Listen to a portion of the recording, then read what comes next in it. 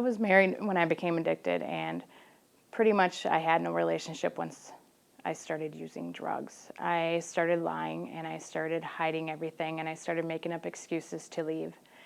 And anytime I got a chance to leave and be alone, I would use. And then I started not even coming home and making up excuses why I was late and where the money was, and pretty much our marriage was ended with my addiction. This is a very upsetting video. It's going to suggest that your party lifestyle has damaged or hurt your significant other, that your spouse or boyfriend or girlfriend might have been upset or hurt just because you like to party. They hope it'll motivate you to stop using and try to repair the damage. Well, I say, the problem isn't that you like to party. Nope, the problem is that your significant other just wants to take away all your fun. They think the resolution is for you to get sober, but I say, no, no, no. The answer is to convince your significant other to party with you. That way, you can equally share both the fun and the pain. It's not unusual to think that drug or alcohol use can enhance a coupled relationship, but the reality is that active addiction will almost always severely damage relationships with your spouse or significant other. If you want to recover from addiction, it becomes essential that you become honest with yourself about the damage your drug or alcohol use has done in your relationship with your significant other. This video will help you to begin to consider what, if any, damage has been done. My addiction affected my relationship with my wife in every way possible. It became my relationship when I was using was I was always on my toes. See, there were so many lies that I was always on guard that she's going to catch me doing something, and therefore she wasn't my friend really. She wasn't a support system, really. She was almost like a parent figure when you're a kid and trying to get away with things, not get caught from your parents or your teacher or an authority figure. She became that. And it became, if I got a call from her, I would worry that she had caught me doing something. I wasn't really happy to hear from her, as much as I was thinking, oh my gosh, she caught me doing something. And therefore, I tried to not spend as much time with her, because if I did, I might slip up and I would get caught. It became that I was constantly scared that she would find out. I caught Ben in lies many times, although they were just little things, and so he would always find a way to kind of talk around them. And I did not trust him. I didn't know that he had a drug addiction, but I knew that something was very wrong. I didn't know if he was having an affair, if he had a gambling addiction, or I didn't know what it was. I knew something was wrong, but I didn't know what it was.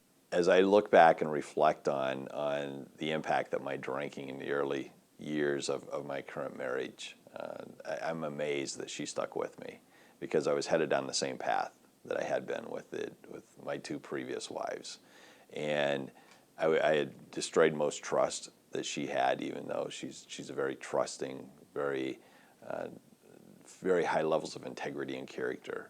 And she thought I had the same thing, but my drinking was masking some of that. And so we were going down the path of a divorce.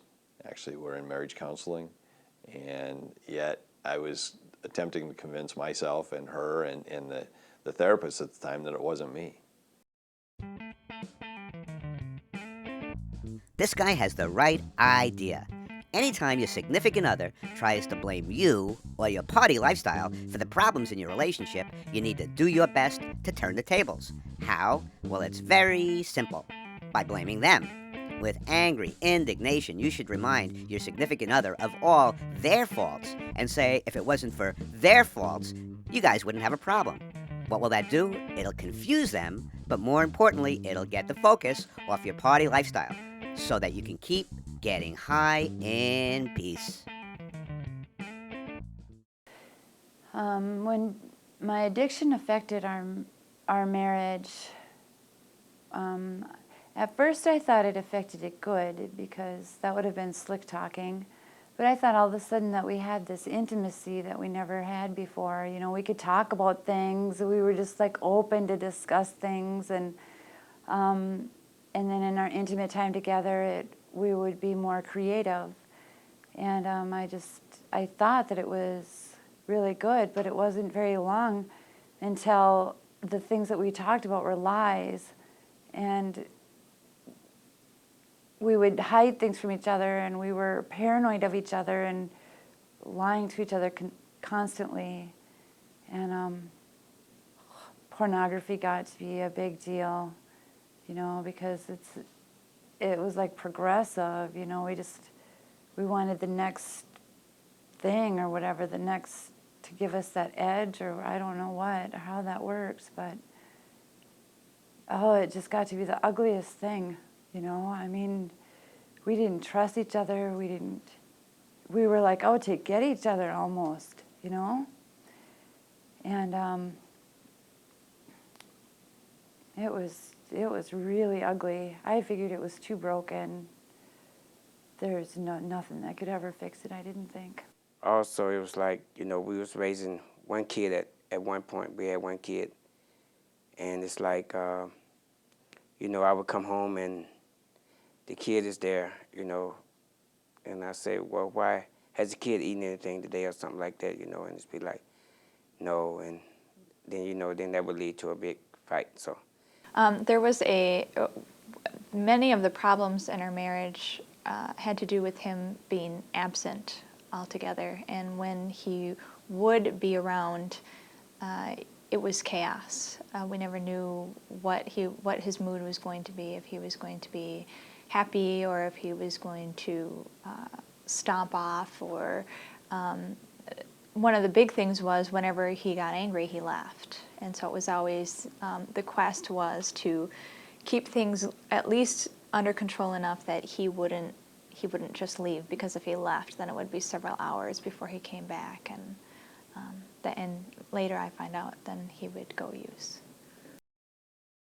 Now that you've watched this video, you want to carefully and thoroughly consider how it applies to you. Two of the best ways to do that is to discuss it in group, or if you're not in a group, to at least note down on a worksheet how it applies to you and what you want to do about it.